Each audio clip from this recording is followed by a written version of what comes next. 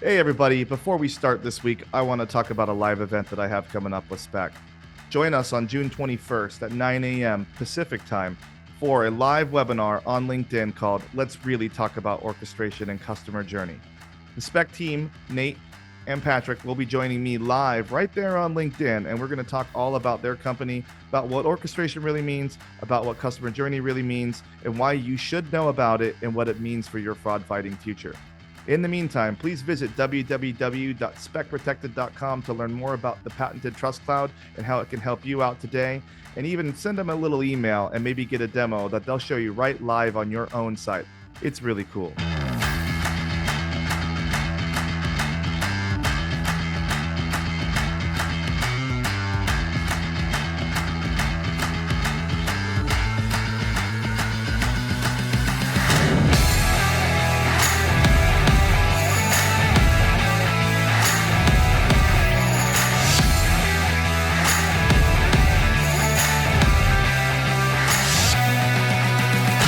Hey, everybody, welcome to another episode of the Fraud Boxer podcast. I got a good one today. I got a heavy hitter again in the room, well, virtually in the room. I got Brian Davis from Dodgeball. How are you doing today?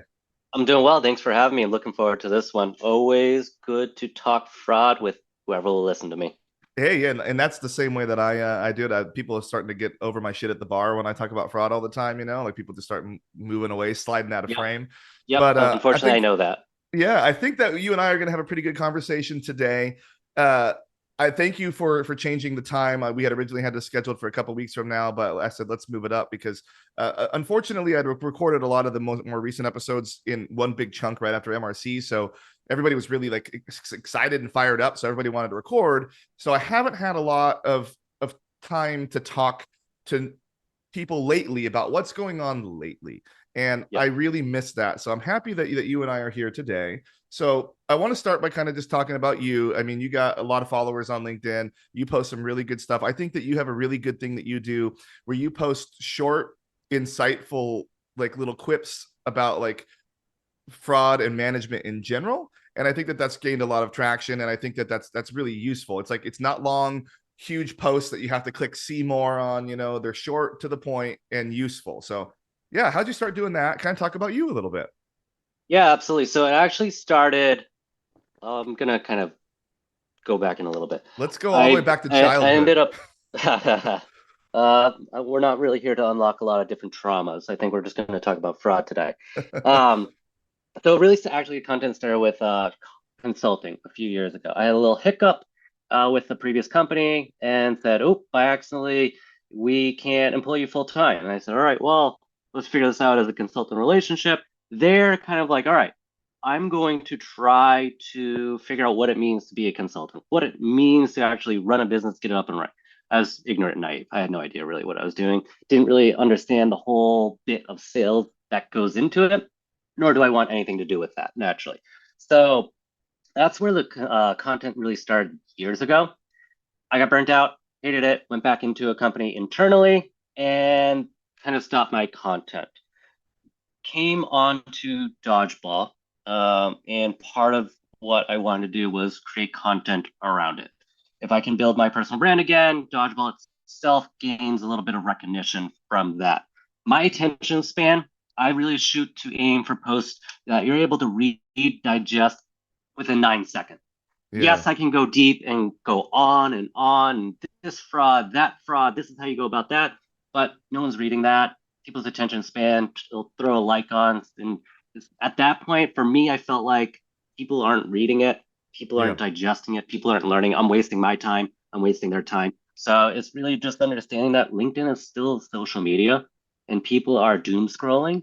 So it's about Yeah. how can I catch your attention just ever so slightly and get you to pique your interest enough. Oddly enough, I don't like LinkedIn as social media. Naturally a private person. I think we've kind of fallen with that in our career. We kind of like put up some boundaries to protect ourselves Yeah. and personal life. So I'm kind of almost learning in public how to write. Actually, in college, I needed extra time for writing. Was never known as a good writer. I was more business side of things. So that's actually where I fell into fraud, where it first caught my attention. So So Yeah, there's a lot But in there. So that's yep, funny. Like I was the opposite when I was in college. I was known as the writer, but not the talker. So I was a very closed off, shy person in college, and I would just yep, write. And then I don't know how it happened or what happened, but I still write, but not like I used to, like, write like little blog posts and everything. But somehow, like, I unlocked the achievement unlocked on the social skills, So like I put all my talent points into that lately, and here I am. But I think that resonates with me too, about like the closed off person is as loud and proud as I am for the most part in this industry. Like, the person that I am behind this microphone and the person that I am when you see me walking around the showroom floor is not the person that I am at home. I'm a very different type of person. So we do have our industry persona. It's different than our private yep, personas, I think. So yeah, yeah. without a doubt. I think part of that for me is I was quiet naturally as well, introverted. So when people meet me, they're surprised I say I'm introverted. They're surprised that I get uncomfortable when I talk. They're surprised that like I put myself out there. There are people that are like, no, you're extroverted. Enough out of you. Like you're way more extroverted than me. So for me, it was just recognizing it as a tool of using it as a tool in my arsenal. It's just a skill. Start to develop it to open up opportunities for myself and not close some doors that I never would have really ultimately had an opportunity for. So just recognizing that I'm not good at that. Those aren't my skill sets, but I'm going to work on it, and it's really helped me in my own career. Yeah, and you've been getting quite the little group of following here. I think you got like almost 9,000 followers on LinkedIn. That's pretty impressive. I will say, like, I think like you're totally right. Like, something that somebody can digest quickly. I did that episode last year about with the customer experience, and with Bryce Winkleman, and we were talking about like how long you have people's attention. It's like it's usually around 7 seconds, and you're totally right about that. I see other people, they try and throw a lot of emojis. Like, there's some of those. I think a lot of people, like, when they're scrolling, like, and I'm guilty of it too, like, just throw a like on someone that they know just to make sure they feel Yep. good, without Yep. even reading it. Like, you're going past like that, better like it because I'm gonna need them later. We're all kind of guilty of that in some Oh, sort of way. absolutely. So you and I started talking on a regular cadence about a month ago. I used to post these jobs in this group on LinkedIn, like when the jobs would come up, and I'm no longer a part of that group, by no choice of my own. But I needed a new place to put some jobs up, and you had just coincidentally had started your own little thing, and kind of done a little jobs board for your own website. So let's talk about that before we dive into the actual companies and all the on your consulting and Yep. all of that. Yep. Yeah. So through content, people naturally just see me as a voice. There's not many people in our space who create content, who educate, coach publicly. So I started to get an influx with all the layoffs. Hey, are you hiring? Do you know who's hiring? What jobs? How do I find a job? And I started early on with like a couple of close friends that I've worked with that ended up losing their jobs. I helped them find new roles, prepare for interviews. But there were a bunch of people, one, I don't know. So for my own reputation, I don't feel comfortable saying, I'm going to place you with someone because I don't know your skills. I don't know Yep. how long you've been. Yeah, So exactly. reputationally, it's hard for me. And naturally, I want to help people. I want to help them grow in their own career, but I don't have those relationships. So for me to kind of fill that gap was recognizing there are other job boards out there. There are some job boards and groups that overlap a little bit with the types of roles that I post on the job board, that fraud. And but the problem is there's one job posted a week, two, three jobs posted a week when there's jobs being posted daily. And right now, with the current situation, if you're not really applying to a role within the first day or two, some recruiters aren't going to look at them. They might leave the job posting open to keep Yeah. collecting it, but it's that first wave of people. So I wanted to collect all the jobs, try to get them in a timely manner for people to come to one place and find what job works for them. So I go through Slack channels, LinkedIn groups, bunch of different LinkedIn searches, name any job board to really try to cover all the different gaps. Some You're companies only use one versus another. and you're doing this like with technology, right? You're not doing this by hand, or are you doing this by hand? A little bit of both. So the first version to really test it out is built off of Notion, and then a website builder wrapped off of Notion. So I have some listeners that collect a lot of data and throw it into Notion, and Okay. then I format it, edit As I it a say, little clean it bit. up a little So bit. then when Yeah. it comes up onto Notion, it's digestible by someone who's looking at it.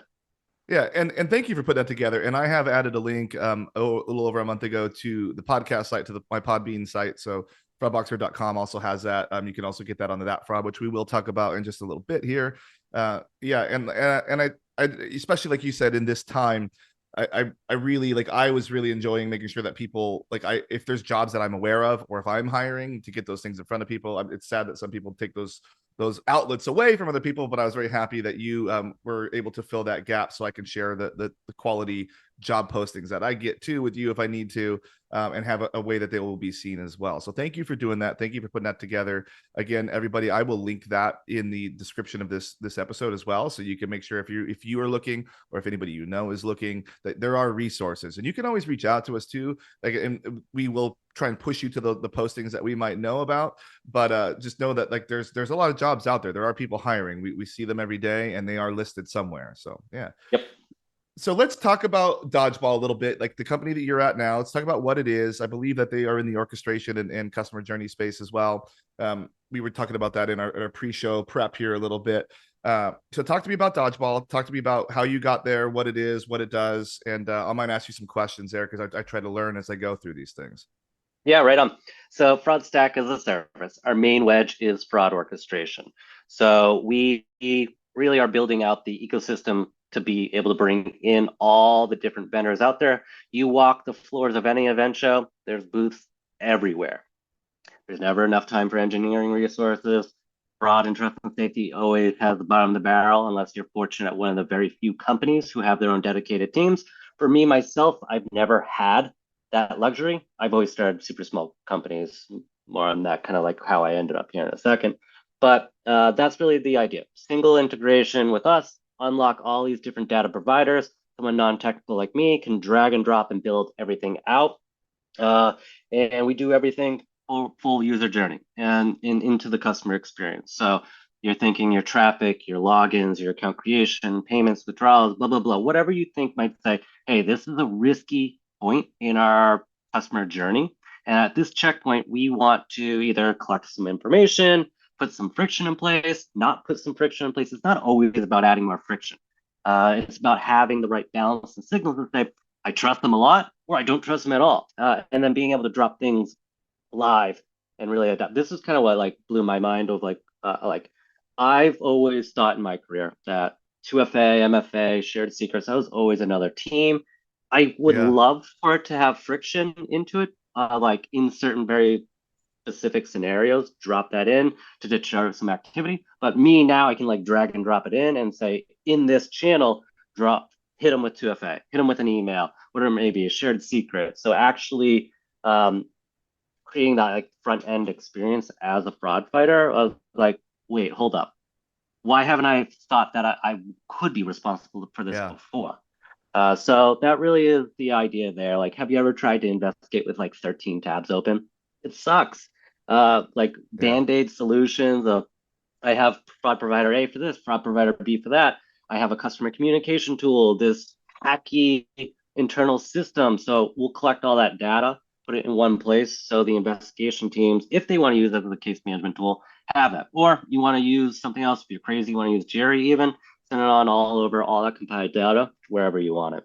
So I've been talking a lot in my last few episodes about this orchestration thing, and I think that Yeah. I keep saying it's the future, and I really do mean that. You know, like it's not just because like my sponsor is an orchestration platform, not because I'm talking to you on an orchestration platform to stroke your ego or any of that, but I really do think that like that is going to change the game of what we do and how we do it. And I was actually on a call yesterday, and we were talking about orchestration and what some of the possible scenarios could look like in the world. And I think that like for so many years, you know, we've done these long development cycles with our providers, and then we pick that provider, and then we have a 1 year, 3 year term, whatever it may be, and that's Yep. our fraud tool. And there's a period there. That's what we're using. And I think one of the things that's really cool that's coming into this orchestration space is we could say, well, for this channel, we use this tool. And Yep. then for this other channel, like if we had, like, let's say we were in e-commerce and we want to use tool A to do all the decisioning there, instant decisioning, covered model, boom. But then we have like a subscription based or a digital delivery model that we want to be a little more hands-on with. Well, we could say, Yep. well, for that channel, we want to use this. We want to have a review queue. We want to do these things, and we want to fire like any sort of like identity checking, and we can do that. We can just choose this path. We fire this tool, and this path we do this tool. Now you do have to do a little bit of work with negotiating deals still with those vendors, but to turn Yep. them on and turn them off or run POCs, it's instant. And I think I think people need to understand. I think that's where it's going. And like one of the things I was talking about yesterday too is like some of these people that I've known that have used this fraud tool, like one specific fraud tool, for like 15 years. They've always been on this tool. It's what they do. It's just how they are. And like I tell them, when I talk to dinner, I'm at dinners with these people, I'm at cocktails, I'm like, there's new hotness out there. There is new hotness. And if you had an orchestration platform, you don't have to be so just married to your tool. Sorry for the bad term in 2023, but you don't have to be married to your tool. You can just try something just for a day, maybe just for a week. You could just try and just see, maybe there's a lift. Maybe there's not, but you don't have to go back to your engineering team and say, okay, we want to run a POC on these 3 things. Here's all their integration documents. I'll see you in 18 months when we test in Sandbox. You can literally just click it on, get some data, get some results, see what you want to do, and make a decision, because that tool that you've been using for 15 years, well, they're counting on you staying for another 15. And Exactly. those checks are already cashed in the future, but you might be missing out on something that's so cool and so necessary now. Like those old legacy tools, like they're great, they work well, but there is technology now that you need to have that you probably aren't getting from those tools that are a little older. And then some of those tools are so big now that like new mandates come out, like compelling evidence 3.0, and those tools aren't even ready when those things hit. And they're not going to be ready for a while because it's just too much for those companies to change when there's vendors Now it's out there that internal are ready politics right you're going now. through. Yeah, they have Exactly. to go through But the red tape and also, all that. like Yeah. working with some of those tools, especially coming from a global company, have you ever used a tool where they are really good domestically, wherever you are Yep. domestically listening, 100%. Yep. and then you're stuck with this tool in a global market and you're just squeezing Yeah. it out to CEO's say, like, let's well, I got global nothing else. expansion. And then there's That no tool doesn't data really about work yet. identity, no data about where the packages are going, nothing. Oh, yeah. Exactly. So like that's just the simplest scenario that I usually talk about of like you have pain points in this non-domestic market. We'll just create a simple branch and say in this market, bring a tool that specializes in that area. And then domestically, your main traffic, use that. That will still handle. You don't have to move away from that tool. And then you kind of talked about like the research side of things. That's really another piece where we're really trying to help for people who don't use us. We have a free trial and we're including tools within that to test out. So you test credits. Ultimately, we want to get all the vendors on that. We have a long way to go with that. So instead of talking to us and another vendor, you just sign up. You don't even need to talk to us. You don't need to talk to some of these vendors. You just flip on a switch, and now you can test out today. It's about 7, 8 different fraud prevention tools and say what one really works for us. No talking to us, no talking to them. That's pretty cool. See, and that takes a lot of the stress out too. And I think that like what I just want to keep like to people to take away from these conversations that I'm having on these like episodes where I'm just pounding this orchestration thing home is like you got to have a more open mind about the future. I think like I've always said that we got to like have an open mind, but I think we all get guilty and complacent and we get comfortable in our tools. But you got to have an open mind about some of these things. Like some of these new upstarts, like we say it all the time. Like there's like 15 new every year at all our conferences. There's like 15 new vendors that are in there, and then we don't see half of them the next year. And that's Yep. fine. Everybody's trying, but some of those you do see. And then the next year they have the big booth. And Yep. don't you kind of want to know why? Like, not just because they cashed $150 million like VC check, but there's a reason that $150 million came from that VC. So it might be worth poking around. Like that's one thing that like I always play with is I do poke around with the new vendors and see what's going on.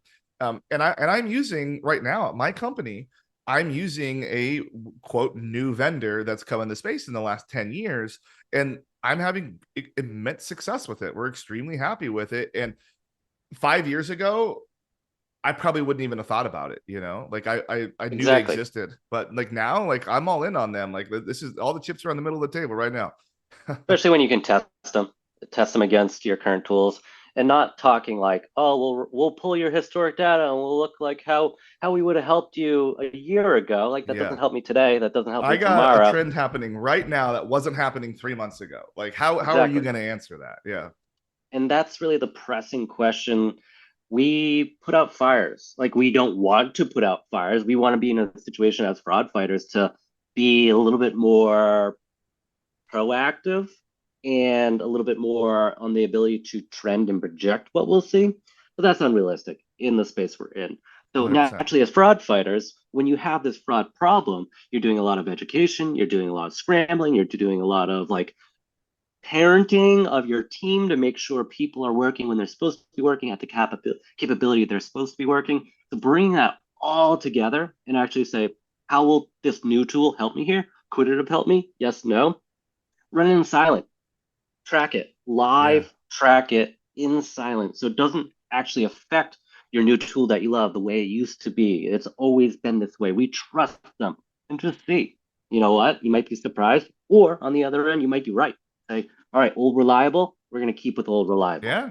There's no shame. Like I'm not saying like, yeah, exactly. That's a great point. I'm not saying that then these new hotnesses are gonna beat your old tool. Like your legacy tool, your like the incumbent might still win in every way. Like it might be perfect for your business.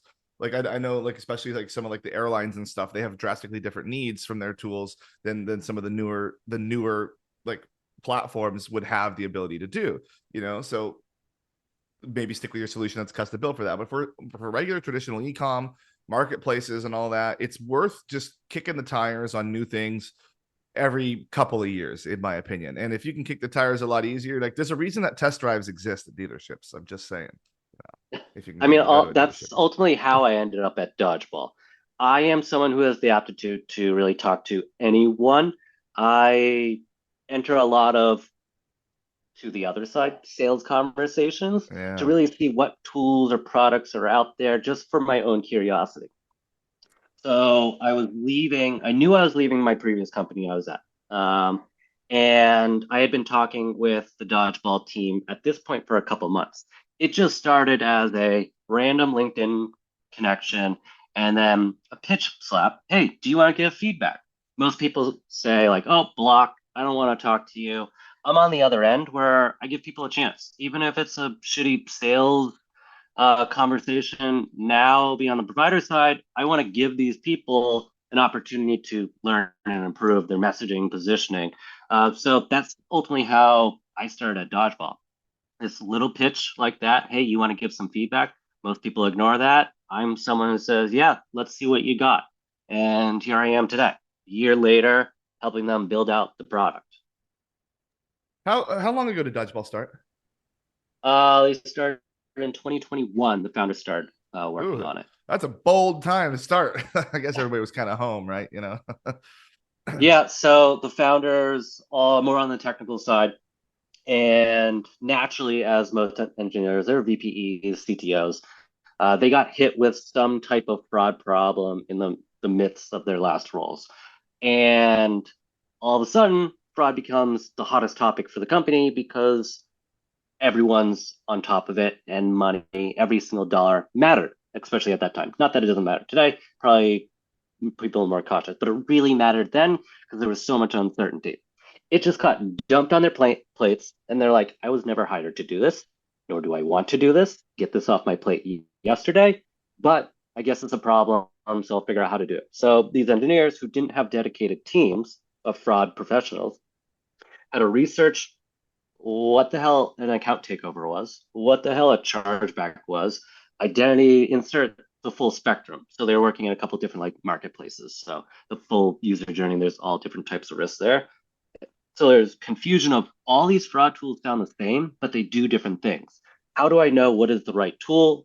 They are all integrated differently. They don't connect and speak to each other. So then ultimately they got connected and was like, hey, you've done something like this too? That was awful, wasn't it? Wouldn't it be helpful to our community if no one had to worry about that?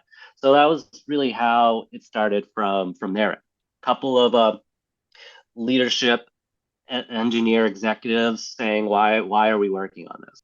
Thank you for that and that history on that. That's very, very, very interesting. You touched on this education thing, and I've been also talking about education a lot while I've been talking about orchestration. So I think that you're helping a lot with the education. So your company that you have is called That Fraud, correct? Correct. Let's talk about that fraud. It really kind of started as, well, it started as bad fraud advice. And then that fraud kind of turned into like my overcatching, like almost, I'm calling it like an idea factory, that fraud newsletter, that fraud job board, that fraud blah, blah, blah, whatever my other ideas really may be. And really is about listening to our community and finding resources to help. And there's a lot of different facets to that. So bad fraud advice is the newsletter I run, really is kind of turning bad fraud advice into opportunities to stand out as a leader in the fraud community. It started as a joke between a couple people Yeah. that I've just met with on LinkedIn and people I work. There's like all these people who don't work in fraud, who have any idea what fraud even is, all of a sudden say, hey, we should do this. And then we just sit here as educated fraud professionals and say, if we follow that, that would be awful idea. Like if a COO came to you and said, we're just going to cut all of your fraud prevention tools because that should save a bunch of money. You can Yeah. investigate everything, right? Yeah. Bad fraud advice. If that were to happen, the company probably wouldn't exist today. So that's just one example. There's all the like, hey, what if we let in more of these users? You're rejecting too much. Oh, we're rejecting fraud. We're just going through a fraud spike. So those are just like a couple of the examples of like where it started. So then I just wanted to find a area of like how do I bring that out? Because those are all struggles we really all have like commonly faced. So it's not unique really to me. Like my story or journey there isn't anything that is different. Oh, I've never experienced that. Oh, I've never heard that. It's just relevant. Um, my first attempt with it was actually trying to include people's stories into it and people's perspectives. Yeah. But people were afraid that if I talked about it, if I being them talked about it, then people will think I'm talking bad about my current company.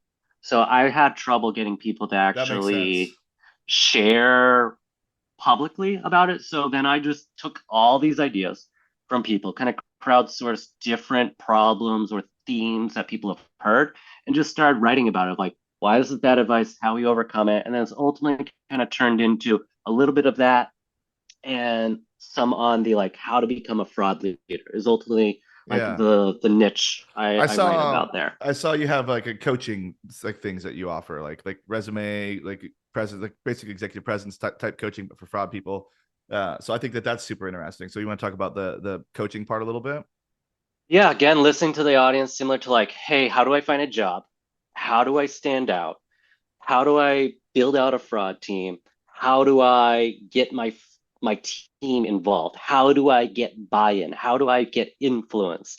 So more of like the soft skills development. A big piece is really accountability. We can all kind of source and find this information. I give enough away on LinkedIn. There's other people that give away enough on LinkedIn. If you just Yeah. kind of follow and read and digest and take action, you'll probably be okay. It really is that taking action piece that most people don't do. So 100%. like people will ask me like, why do you share all this? Why do you give it away in free in the newsletter? Why do you write so much on LinkedIn? How do you find so much time to do it? It's like I'm giving back.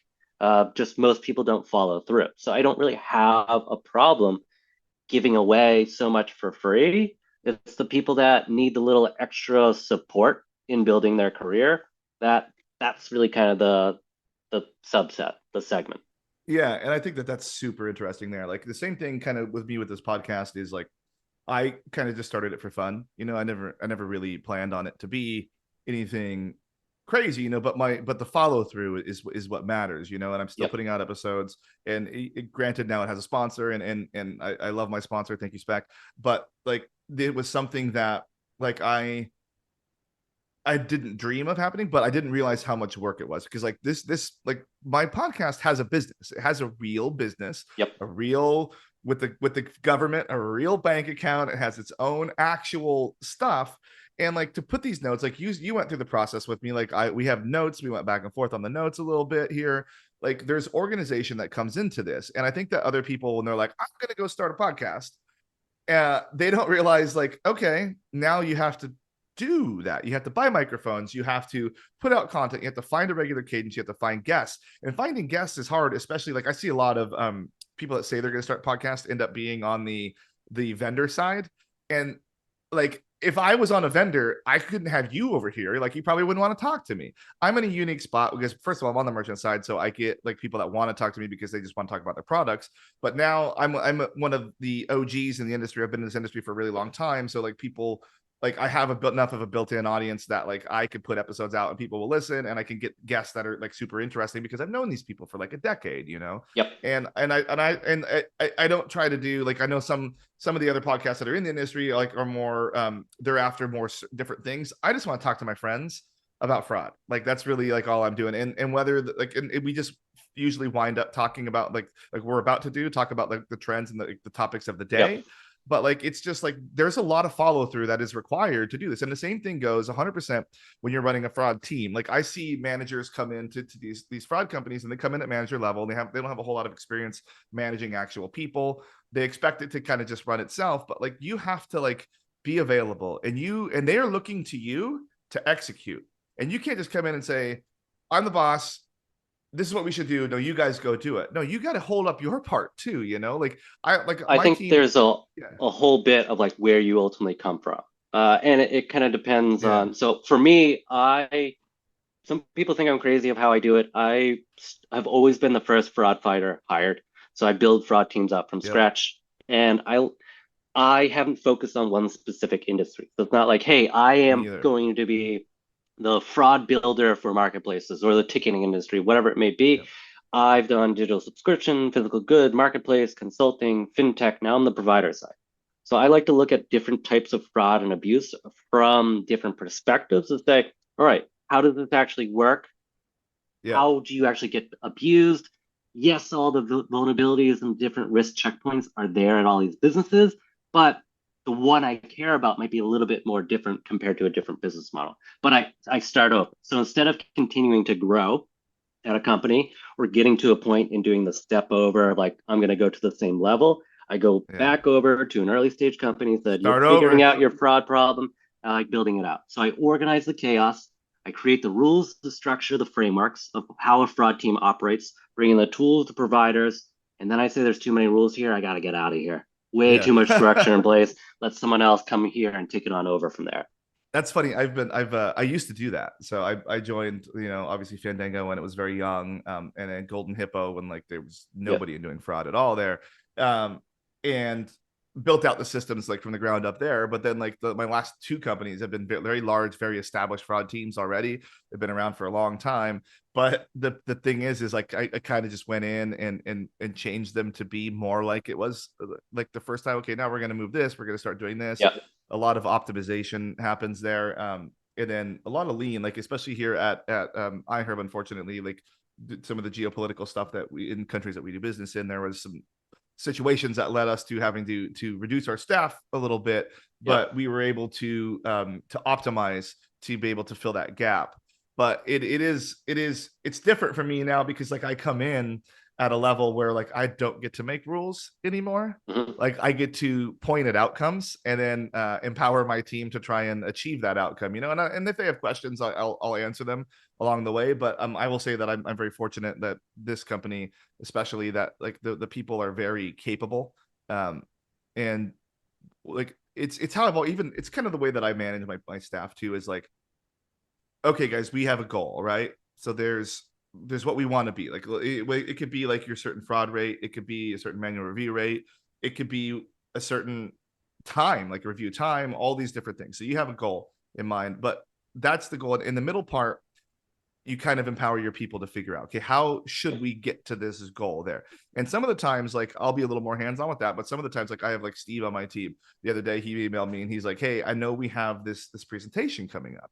He's like, "Would you mind if I took a crack at it?" And I was like, "Go for it." And one of the things that I always do with my team is if they want to do the journey in the middle themselves, I'm like, "Hey, just check in with me, you know, like at the rest stop."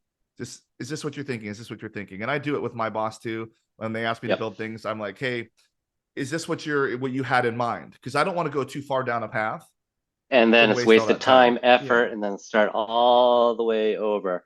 Yeah, I think how you're really thinking about it. And there's one actually key component to me that I think you get it. So you've been the early stage. You're not just coming in and saying, hey, this is how I think the front line works. You get the front line. You get building from the ground up. You get that.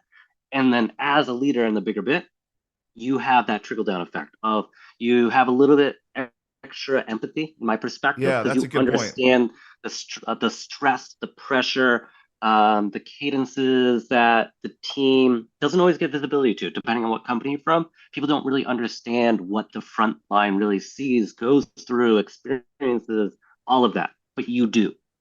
Yeah, and thank you. Like I think that's a great way to put it. Now, I will say that not all of my employees appreciate that. I have had staff even more recently that like they think they are entitled to more, and that they think that they kind of jump the gun on their Mhm. knowledge, and they think they solve problems without the fundamental understanding of what the problem is, and like they get frustrated with me when I'm like, well, just slow down, you're not quite all the way there yet, and I try to make them understand. But there's some people that like, look, I'm not going to be everybody's cup of tea, and that's just how it is, but for the vast majority, I've had a super low turnover, and I have super capable people, and for the most part, I feel like my people like working for me, because like you're right, I've been in their shoes, I've walked that mile, and I understand exactly what they're going for. And I've said it before on one of these, but I understand who I wanted to be leading me Yep. when I was in that spot. And I try to be that person that I wished that my boss was at that time. And and I feel we've had pretty good success. I mean, that I heard here, I mean, obviously I could never go into specifics about what we do, but we have completely fundamentally changed our fraud entire approach out, and not even just on transactional fraud, but on some of our abuse stuff as well. And we've had tremendous success here, and all of us are less stressed out because of it. And like that's how I always like I do this. I said it on the sales podcast too. If I can make my day and the process of what I have to do with my day not stressful, that's a win for me, and Make that's your all I life care about. easier. It's Yeah, about sustainability. And especially around holiday season, if that's your time, or if you're in the gaming industry, probably Super Bowl, yeah, understanding the difficulty of the increased volumes, not always staffed at the level the team needs. yep. It's hard, and it's a really big factor in burnout. Yeah, and that's an excellent point too. Like the so my business, like that's a good point with the big times. And let's talk about this for a second. Like we're just completely going off script, and I love it actually. Um, the the burnout thing is crazy, like especially around like holidays. And I think that everybody has those horror stories. I see all the posts come up on LinkedIn, like everybody just get ready, buckle in. We're about to just Yep. get crazy. So when we were building our system here at iHerb, we thought really ahead of the curve about our scalability during these busy times. Now we do a ton of business in the Asian market. So we have things like Singles Day, Chinese New Mm-hmm. Year, and these different sales that they have for different holidays that we participate in. And so our ups and downs are very, very streaky. Of course, we have Black Friday, which is huge, and we have a Cyber Monday, which is also huge for us. But for these other markets where they have their own holidays that are just as big as our Black Friday here in the US, it's now trickling to other countries. We had to think about that in mind, because I have now 4 manual reviewers total, and my business is massive. Like we are several Yep. $billion business.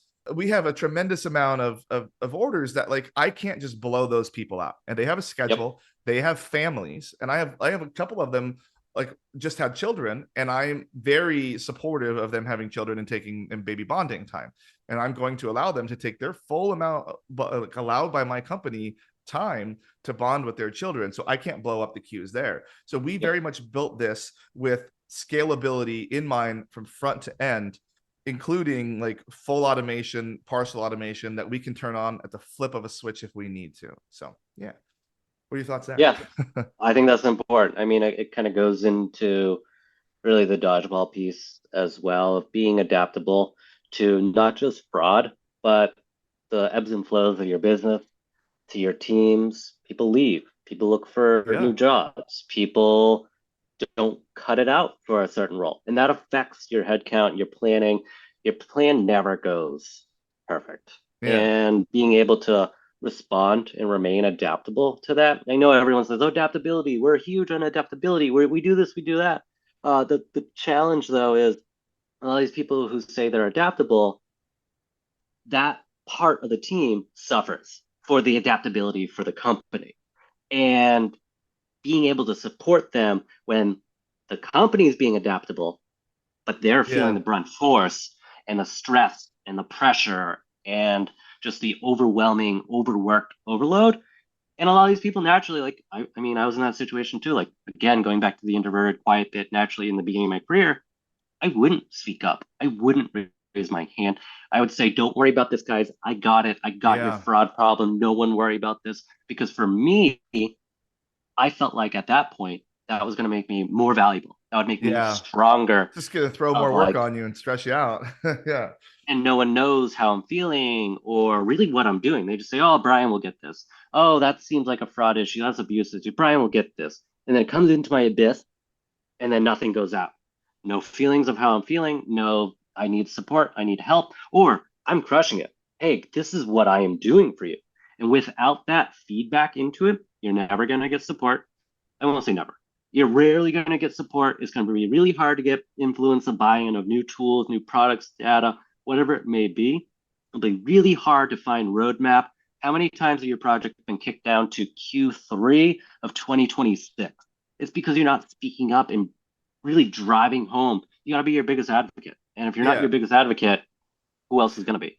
And I think that it also, like, for transparency, like transparency, that word that people say a lot, goes a lot further than people realize. Like, being transparent with, like, your boss. I think so many people in leadership roles are scared in two ways. They're scared when something goes wrong to say something went wrong. Yep. And then they're scared to talk to their boss or to the company, speak to the company, the stakeholders, about what's really happening. And I think that that's bad. And obviously some companies and certain stakeholders, like, they will react to it differently. But for, like, me, both of my last company and this company, like, immediately when we finish recording this, I'm going to go speak to my boss on my one-on-one, and I'm going to be very open and honest with him about the things that, like, our numbers, where we are, what we need, and, like, how things are going. Now, granted, this one's going to be a good one, so so I'm not super worried about that. But things go wrong, deadlines Yep. slip, and I just have to say, hey, I set the expectations. I'm like, hey guys, this deadline is changing. These are the reasons why. We're gonna we were gonna be okay. If I need help, I will tell you, and I would expect them to deliver. I also have in our we use Asana here, and it's a kind of, I call it Facebook for projects.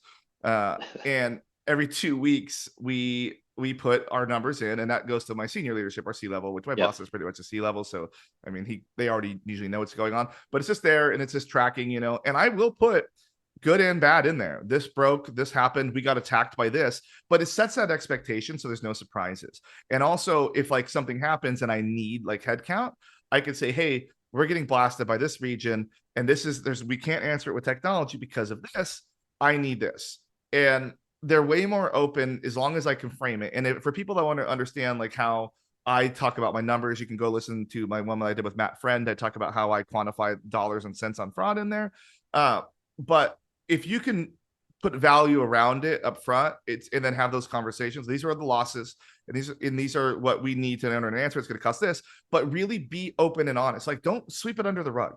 Like, be open, be honest. Like, it goes so far. What are your And I think thoughts? one other piece of that, consistent, be consistent, because you're not going to show up Oh and say, hey, yeah, we got a fraud problem. And then they're going to magically say, here's the roadmap. Here's an open checkbook. Write what you want down. Bring in whatever vendors. Unfortunately, a lot of it is playing a long game of, hey, well, a lot of what I would do would be like, all right, here will we, was also, again, earlier stage. So there are companies we would want to grow into.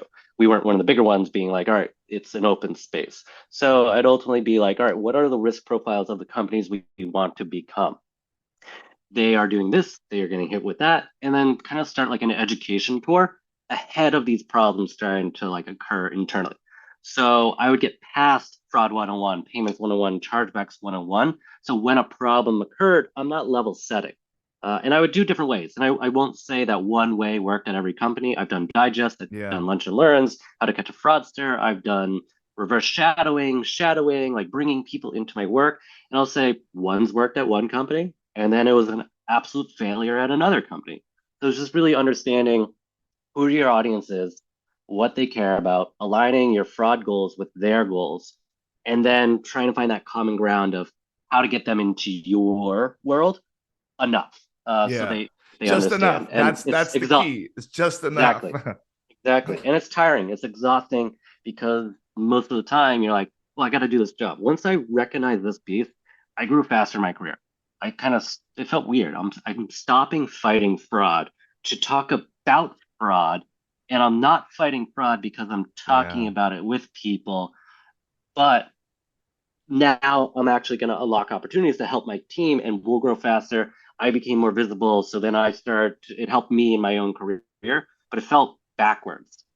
I'm Yeah. growing as a fraud fighter by not fighting fraud. That's Something's such off an here. that's such an excellent point because like like when we go to these conferences or we do these webinars when we talk or we just have these conversations like we're having right now, like if you're not like involved in that and you're not in the world, you're not learning about all these things that are happening. But at the same time, in order to be in this world, you have to not be in the queue. And it's kind of weird to like I learned so much from my peers, like people like yourself, of what's happening, the trends that are going on in the world. And I bring those back and we talk about it to my team. My team sees the same things and I share some of this stuff that we see with everybody else. But like I feel that like right now today, I'm a more experienced and better equipped for the modern world of fraud fighting, and I haven't approved an order in probably 8 months. Not a single order. Like I haven't even probably opened the queue in probably 2 months. Like just, I mean, I go in there just to see like, is it full or not? But now I have a handy little dashboard that tells me if it is. So I know right away. You get the alerts. Yeah, Yeah. I think just having a pulse on that is important and really getting the feedback into that. Well, let's start to wrap this up a little bit here. I know we're going to go a little long, but I do want to talk about like the meat and bones of what we wanted to talk about today with some of the fraud trends that's going on, what we're seeing in our world, because we're a little more out there in like we just said, we're a little more out there talking to all these different folks about what they're seeing, and I think we should kind of just share that a little more now. So what do you got? Fraud as a service. So not Oh fraud yes, stack as a service of what we do, but fraud as a service. And this is really, I'm becoming more visible of it because of my role. I really handled strategy and education and advocacy for Dodgeball within our fraud fighting community. So because we work with different vendors, because we work with different tools, I'm gaining visibility that I never had access to. I have access to so many different tools that I can just play in their sandboxes, see what they see. I work collectively with their team of like what fraud they're seeing on their network. And really, one big theme across of it is fraud itself is becoming more organized. We talk about organized crime, but not in that sense. More in the sense of these people are hiring like we as merchants hire. yeah. They are offering PTO and benefits like we do as merchants.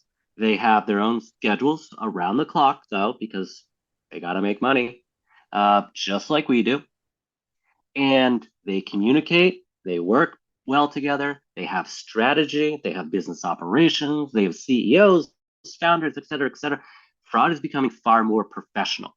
So, as a business, people come to these businesses and they offer services. And these services target merchants, fintechs, marketplaces, whatever it may be. And this is now the organized crime side of things to really target these companies to find how they can get value out of it.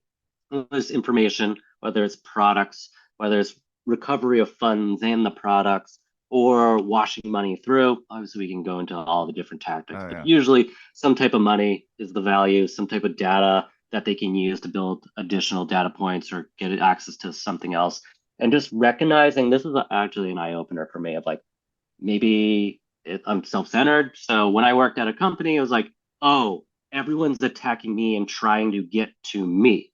But now as I've taken a step back of seeing, I was just a pawn into the bigger fraud strategy of I was probably being used for some information yes, get some value out of it, but they are taking that information and going elsewhere, Yeah. combining that with another merchant that they were abusing, collecting that, and then taking this full profile, selling it, offering it, whatever it may be, and then going for the big hit.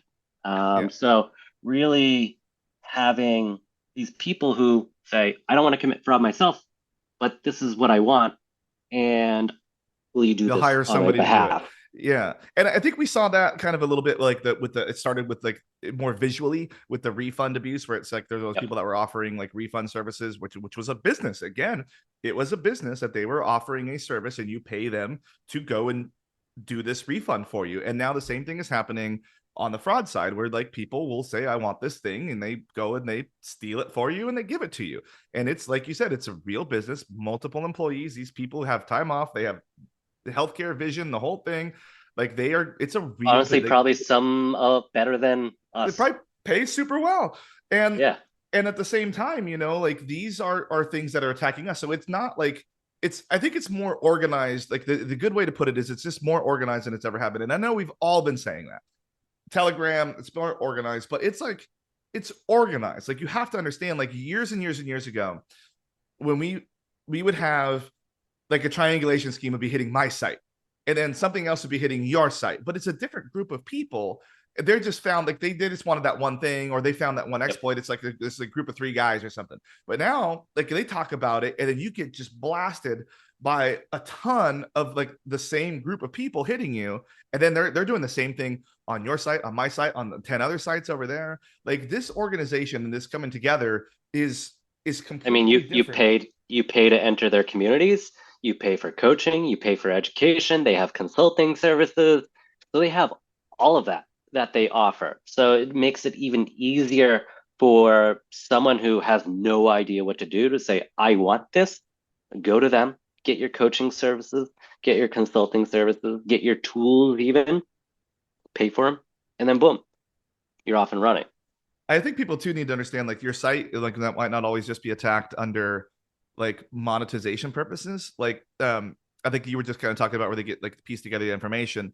Like if your website, if you can gain entry like ATO into the site, wherever they got the credentials from, and then they can click on like the account page, and then they could see full address or full phone number or full email. They might be grabbing pieces of information from your site that they were not getting from other sites to build those whole personas out in order to create synthetic identities, to do these whole different things. So that's why, like, I think it's really important. Like when you go to account details page, you see more and more sites doing it now, where they prompt like relogin or 2FA when you go to account details page, or they do another fraud interdiction that they if you change any details, which I think Again, needs to just very seen much be as happening. another checkpoint of the user journey. Yeah, and 100%, and that's where like the orchestration platforms are super helpful, is because you can do those interdictions right then and there. So yeah, another thing, like I know we talked about fraud as a service as a word. I just want to make a side point that I talk about it too, but I talk about it in a different context than fraud as a service. Like sometimes we partner with third party services here, not in fraud services, but like for our company, and we are talking about offering what we do, offering our teams up to help them with fighting their fraud as a service. So I guess we could call it AAS, fraud fighting as a service, like where we provide that. So that's another thing that like another opportunity that some businesses, depending on how your partnerships work, you might want to look into. I tried doing that at a company I was at a while back, but then COVID kind of derailed all of that. But yeah, there's other opportunities, like that. See, I'm always trying to find ways to make my fraud team a profit center somehow Yep. versus a loss, and like charging like our third party partners a small fee in order to offer our services could kind of offset that a little bit. I actually have a model that I built that shows exactly how much I need to charge and how many orders I need to have to make my entire team profitable. It's pretty funny. It's a But I lot. mean, it's yeah, I'm not, but that's the thing of what we ultimately need to do as a whole, as a fraud fighting community, is find ways again to tie to revenue. Not just say, hey, we'll increase revenue by reducing rejection rate. Yeah, sure. But there's other ways to tie to initiatives, goals, product features, launches. There's a lot of different avenues to move away from the stigma of we're just a cost center. Just a cost center, it's going to be really hard to grow your team and build influence. Yeah, that's why you really need to find like ways. Like I'm always creating like little spreadsheets that demonstrate like our value. And like I said, I talked about on the Matt Friend one, but like I have things that like I have a spreadsheet that I can put in all my salaries, how much the tool costs, how many sales we're doing, all these things that shows exactly to the penny, like how much in my individual transaction costs. And then like to scan for fraud. And then I have this other model that shows like how many, if we were to sell our services, what our markup would need to be on our products, how many transactions they need to have in order to offset that completely. And then it has like a percentage, and it also does a model about how many orders like we have and how many people, like how many staff I individually need to have based on like our order review rates and all that. So like I could see in the spiky seasons, Yeah. like if I have enough staff or not. And that's just something that's like a forever model that I have. I just grab like our projected sales and our actual sales each month and then throw it in there. And it's a pretty fun little thing to have. You know, it's useful to have because that way, if anybody ever asks me information about my team, I can tell them You exactly how got much we it. cost. Yeah. What else you got, man? Chargeback automation. I mean, to the core, my career started in chargebacks. I mean, I was hired. I was hired. I wanted to get into e-commerce because I thought at that point, if you're e-commerce, you're a startup, you're cool, you're fun. I wanted to work in fraud. Honestly, didn't really know what either of those honestly meant in the real world. I was hired for a chargeback role, well, fraud role, but my main role was chargeback. They Yeah. had a chargeback problem. I didn't know if that was a good thing, a bad thing. Do we want more chargebacks, less chargebacks? Like, I got this. It's We a got a chargeback balance. problem, and I'm going to figure it out. So ultimately, it was a situation that I just needed to spot the patterns and trends and learn a little bit, and able to make the tweaks and improvements to get it under control. It felt like we were rejecting all legitimate users and letting all the fraudsters in. So you just make a couple of those tweaks, and it's like, oh, you really know what you're doing. I'm like, yep, chargebacks, got that under control. But as I kind of grew in my career, ended up at another place, and we weren't fighting our chargebacks at all. We were a digital subscription Yeah. company, and we were accepting everything Mm. because we had nothing to automate it. We were, if you put really any manual labor on it, we would have to win an absurd amount. And even if we were 100% first party fraud, friendly fraud, whatever your term is you want to use, I'm throwing them both out there so no one fights. That it would be a loss. So we would just accept it. And then that's really where I started to find chargeback automation tools. At this point, there weren't many. There were very few players in the space. But for me, we're losing a good amount of money to chargebacks. And looking through them, they were most likely first party friendly fraud. And I had a good chance of all the data we had to put together a good dispute Yeah. on this. We were very friendly in our refunds. We did a lot of education. So it wasn't like these markets and customers were blind to our product. We collected a lot of usage information of what they were, how they were using our platform and what they were really doing on our platform, all the different times they logged in. So I had a lot of data to say, no, this was you. Yeah. And if you came to us, we probably would have just refunded you, no questions asked. So we had a pretty strict policy on chargebacks when it was this type of scenario when we got the automation up and running. So Yeah. anyone who came to us, we were very lenient. Anyone who didn't come to us, we were very strict. Yeah, there's a lot of players in the automation space now, and I think that Yep. they're not all created equal. Some are better than others. One of the things that like obviously when I was at my last company, we got a tremendous amount of chargebacks on a regular basis, but then during COVID it was like gangbusters. But Yep. I had a product there that I had when I my very first thing I did in 2018 when I joined was dropping a chargeback tool in, and then I immediately began to bend it to my will more than the vendor had ever designed it to be. So with my team over there, we worked pretty tirelessly to come up with like a lot of rules, like kind of like Yep. fraud rules. Like if it comes in, it hits this, Yep. and it gets this. We actually even flew out to some of the networks and sat down with them and said, these are the response packets that we are sending. We're not seeing the results we would like. What do you want us to change? And we spent like a day at each of them, like tweaking those until we got this It's really impressive. clean, super easy, like really small response. Like I found that less was more when replying to the chargebacks. Like when I first had joined there, they were sending like 70-page packets, like just like I think what's the limit? What's the limit now? It's like 8 pages, isn't it? It's 6 or 8. I think it might be Yeah, 8. it's real. Well, really, at the point, it's It's you assume. a human's going to read it, Yeah. and you want to make it digestible for them. Yes, they have automations on it. Yes, not a human's not reviewing every single one. So it also needs to have like the data points and triggers that they ask for. So if a computer AI is reading it, it can pull that out. So it's a weird Yeah. balance of really being I succinct to digestible and then putting all the data in that can trigger their side. I was funny because like I did the same thing, like where I was like, okay, I'm like, there's gonna be a guy in a room that's gonna look at like 600 of these today. And I was like, so I want when he loads this up and it opens on his screen, I want the first thing he sees to be exactly what he needs. I'm like, I don't even want him to Yep. have to scroll. So I like would bold things like to draw the Yep. attention right to it. And I put like compelling evidence across the top in giant letters. And then like just had like this is like the in the like 1.0, like with the email address and the thing is like, and it's been used X amount of times. Boom, it's delivered to, and I had to put the email address because we were digital delivery.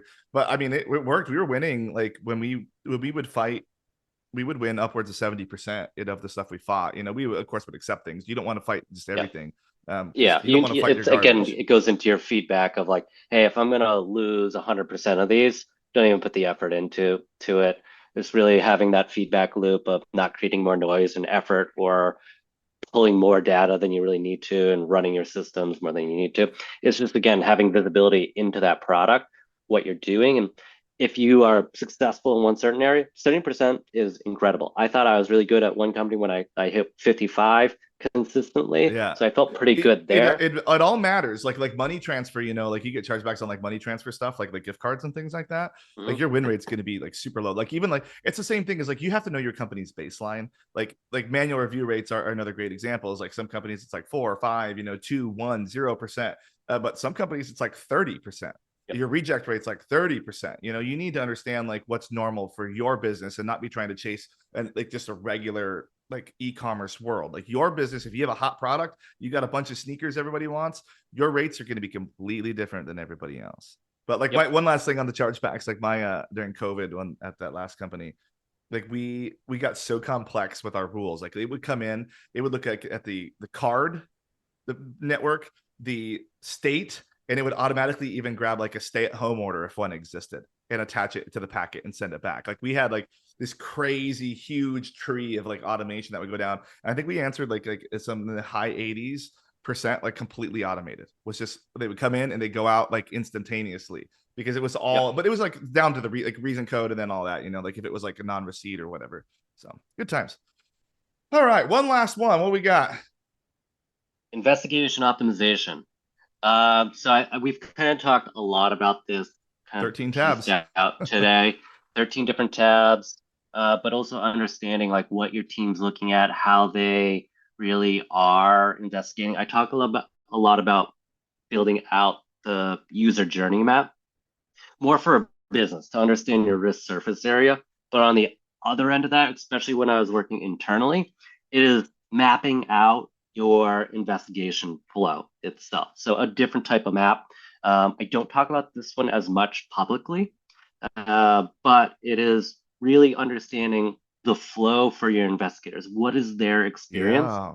And you can say, hey, where are we spending a lot of the time? We're spending a lot of time jungling tabs. Okay, we might want to figure out how we can fix that. We're spending a lot of time going down the Google page 30. We probably don't want to do that. And we want to add some boundaries there to say, if you're not finding it within X amount of time, X amount Yep. of tabs, whatever it Do may be, not you go down the rabbit come hole, but not on all the back. way. Exactly. It's about being curious, but having enough confidence to say, I have enough information to make a decision out of this. So really, it can be different. Honestly, you have your flow of it, of how your process should be for your team. But of that, there's going to be nuances for each individual fraud fighter of this person spends forever just looking through every single detail that the provider has. They have a high hit rate of being very accurate, but their average But handling at what time cost? needs to be Yeah. cut down. So, where in their process are they over consuming information that they've already collected that isn't impacting their decision at all? Where then the other person is skipping steps. Easy to say, hey, why aren't you looking that up? Oh, I never find anything there. And then you walk through, it always happens to be that one case you walk through with them, coaching through, you find a piece of information on that step they skip. So there is really understanding that of how can you understand how you want your fraud fighters actually to investigate, what the reality is of how they actually investigate, and then what are the data that's ultimately moving the needle from approve, accept, and Yeah. approve or reject, or if you, depending on how your team is, escalate to another team. That can always be an So option or ask for more information. and we very much like to keep in contact with our investigators on our team to see like what are they looking at, what are they using, and we move the elements around on the page, you Yep. know. And I Yep. actually did last year I did a big consulting project with one of the major fraud tools, and that was one of my things is like they were like, well, look at our case management, and I was like, oh. And I was like, all right guys, I'm like, we need to be able to see this and this immediately. Like I don't want to have to scroll to see that, but it like, and they've since changed it, you know, like they were trying to like overload the end user, and I'm Yep. like, they don't need that. They need to make a decision quickly and be able to see these things. So like, and don't be afraid to talk to like your UX team or your product team, like if you have those kinds of dialogues, and be like, hey, can we move this thing here, can we add this here? It like usually like you can, especially if it's a homegrown tool in the back end. Now if you're using your fraud tool as your only investigative tool, maybe not, you know, but like I'm very vocal with my fraud tools about like product enhancements and requests. So I It feel goes like into people the should be. relationships you have. If you're Yeah, not spending time building, I know no one likes QBRs, but if you aren't finding a I do way because to they take me communicate, golfing. so you got lucky then with the partners you choose, I guess, then, or sign big enough contracts that they can bake that Yeah, into what you're probably a little paying bit of for. both. But being able to develop those relationships with them. So one, they care about what you say. And if they don't really care about you and you're just a number, you're probably not going to influence how the product feels or whatnot. Also, if you develop those relationships, if they're testing out new features, you might be able to have a little bit more influence or a say before the feature comes out of beta. So you can kind of influence Yeah. how it looks and feels. So when it comes live, well, one, you're already comfortable in using it, but it is to tailor more so to what you want versus, oh, cool feature, doesn't work for us. This is why I think like advisory boards that vendors do are super important. Like I know that people have kind of got away from it. It seems like a little more in the last few years, but like getting a bunch of your users in one room Yep. together and then just talking about, okay, what do you guys like about it? What don't you like about it? What would you change? I mean, that's free product advice. Like from all of them. You might got to take them somewhere, you know, take them to a dinner or something. But like that's valuable information that you can get from like your users easily. And like I think people need to take advantage of that more. Uh I'll even and offer another one. I'm going to plug myself and Dodgeball. Hire someone who's done it before. I mean, this is my first time on the provider. Pay for the internal expert, bring them on. yeah, One, they'll help you with positioning and messaging of where does a fraud community hang out? How do you speak to them? What do they care about? What do yeah, you actually care about? Yes, don't build your whole strategy on one person's perspective, but helping be a voice of the community, feed that back into your product, feed that back into your messaging, feed that back into your landing page, feed that back into how you keep people involved on building out your product for the your features and products moving forward. It's like having that advisory board, but in one bit. So my network, some people are more apt to talk to me of how to build dodgeball, or this would be cool if you could do that, than a salesperson. Yeah, when I go out and I kind of talk and reach out to people for feedback, people think I'm sales. And I support people. I support the sales side because if someone wants to talk the nuanced bit of what's this actually mean, how would I actually use it, I am there. I am supportive through that. But yeah, if you want sales, if you want to buy our product, I am kicking you on to someone else. That is kind of like my personal boundary. So to the yeah. vendors out That's a there, good boundary to have. cheat code, hire a fraud expert who's done Yeah, it before. that's so funny. I literally had that conversation yesterday about another vendor. I'm like, well, they hire fraud people, and that's what sets them apart. Is they hire fraud people when a lot of these vendors they just hire UX people from somewhere that have never done this job before. Like if you're a vendor and you want the best, hire fraud people that have sat in these seats before because they're going to tell you what you should be building, not what you think you should be building. What you think you Yep. should be building is probably really pretty and really nice, but if no one wants to use it because it's ugly, then you're going to have a problem there. So yeah. Well, I think that's going to wrap us up for today. We're going a little long here, which I love. I love long episodes, but the feedback from the producers is the shorter episodes get the views, but I think the guests get the views. And that's Chop it on up. Yeah, I'll cut down a little bit here. You know, all that crazy stuff that we don't want to get canceled. No, I'll cut it up a little bit. But thank you very much for coming on. I really appreciate your time, especially short notice, jumping right on. As I think I emailed you like on Monday and said, let's do this. And here it is Thursday when we're recording. So thank you for coming on. Week. Yeah, I'll put all the links in below to all the things that are related to you, your company, Dodgeball, yourself, everything. So just thank you so much for your time. Yeah. Awesome. Thanks for having me. And really, we're all in this fight together. That's really kind of my biggest bit. Really trying to make it easier for our community to fight fraud and bringing people together. Fraudsters work and communicate better than our community. So it's my challenge and mission to break down some of those silos internally at companies and externally at companies. Fraud's no longer taboo, and we got to talk about it. Yes, we do. And I'm going to have you back for more episodes, and maybe we can talk about breaking down those silos too. All right, buddy. Well, I really appreciate it, man. We'll talk soon.